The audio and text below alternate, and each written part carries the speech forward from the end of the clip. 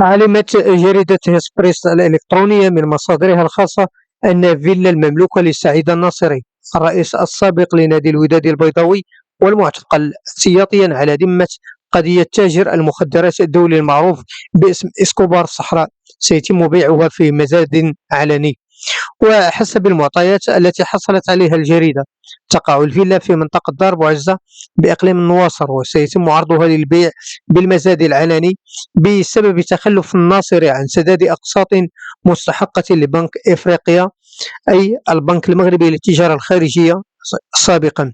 وتشير المصادر ذاتها إلى أن المؤسسة البنكية لجأت إلى المحكمة التجارية بعدما عجز الناصري عن الوفاء بالأقساط الشهرية للفيلا نتيجة لتواجده في السجن على خلفية القضية التي يتابع فيها ورفقة شخصيات بارزة أخرى. وتضيف المعطيات أن الناصري حصل على قرض من البنك المذكور لشراء الفيلا بقيمة تجاوزت 3 ملايين درهم، إلا أن المؤسسة المالية قامت بالحز عليها.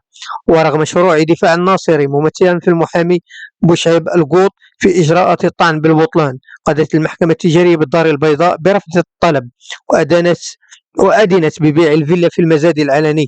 وتوضح المعطيات أن الناصري كان يسدد أقساط الفيلا بانتظام، إلا أن طول فترة احتجازه على ذمة التحقيق القضائي أدى إلى توقفه عن السداد، مما دفع البنك إلى سلوك مسطرة الحز وعرض الفيلا للبيع بالمزاد العلني.